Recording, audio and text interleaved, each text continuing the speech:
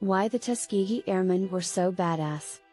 On March 24, 1945, the 332nd Fighter Group of the U.S. 15th Air Force departed from its base in Italy to escort B-17 heavy bombers on a 1,600-mile round-trip flight to the German capital. It was the unit's longest and most dangerous bomber escort mission of World War II. Approximately 24 Me-262 jets attacked the American bomber formation as it approached the target. The Tuskegee Airmen, flying their red-tailed P-51 Mustangs, fought back against the German jets. The Tuskegee Airmen shot down 3 enemy aircraft in the skies over Berlin that day, successfully hitting the tank factory and helping clear the path for the Allied advance into Germany. Flying bombers on these long-range raids into Nazi-controlled Europe was one of the most dangerous jobs in World War II. And if you wanted the very best escorts, you wanted the Tuskegee Airmen, the first black pilots in U.S. military history. The historic Berlin mission earned the Tuskegee Airmen one of the 850 awards they received for their outstanding performance in combat during World War II. Nicknamed the Red Tails for the distinctive red-painted tails of their fighter planes, the Tuskegee Airmen flew more than 15,000 individual sorties and some 1,500 combat missions in World War II. In nearly 200 escort missions, they lost just 27 bombers, significantly fewer than the average loss of 46. But these pilots weren't just fighting against fascism overseas, they were also battling racism at home. And against all odds, they won. The armed forces were segregated, with black servicemen often restricted to working menial labor jobs.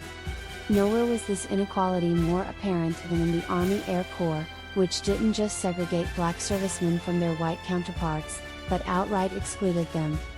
To justify, military leaders pointed to a racist Army War College report released after the First World War. The report claimed black people were an inferior subspecies of human who lacked the intelligence and courage to serve in combat, especially in challenging roles like pilots. In 1938, anticipating the need for more pilots, the Army Air Corps began establishing flight schools at colleges all across the country, excluding black schools. July 1941, Major General Walter R. Weaver, commander of the Southeast Air Corps Training Center, speaking at the dedication of the 99th Pursuit Squadron of the U.S. Army Air Corps, whose African American pilots were to be trained using single-engine planes at the Tuskegee Army Airfield.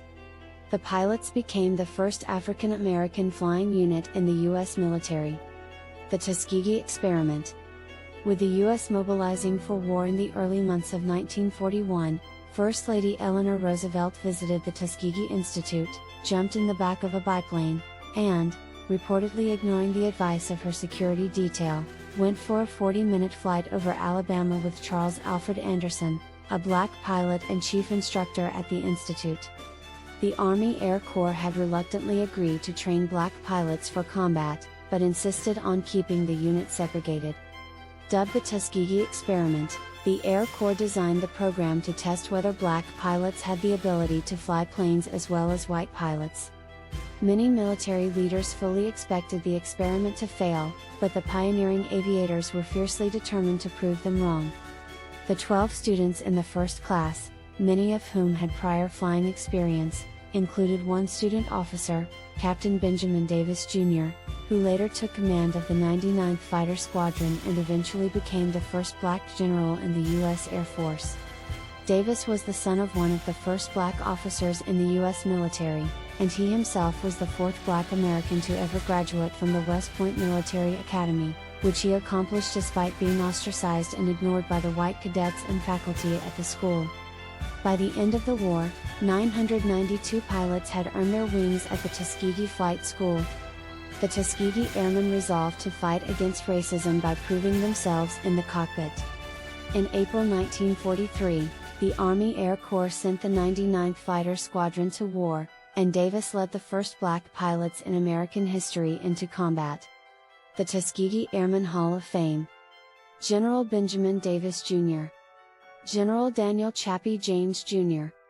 Lieutenant Lee Archer. Wendell Pruitt.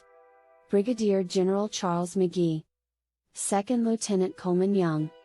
In July 1944, the Tuskegee Airmen were given new planes, the P-51 Mustangs. When it was upgraded for the Air Corps with powerful new Rolls-Royce Merlin engines, it became one of the greatest fighter planes of World War II. The fight back home.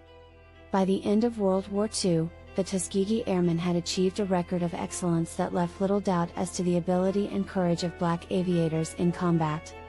The squad earned more than 850 awards, including 95 Distinguished Flying Crosses, 8 Purple Hearts, 1 Silver Star, and 744 air medals. As for the cost, 66 airmen were killed in action, and another 32 were captured as prisoners of war. With such accolades, the Tuskegee Airmen should have been welcomed home as heroes, but instead they were met with racial prejudice, sometimes as soon as they stepped foot back onto American soil.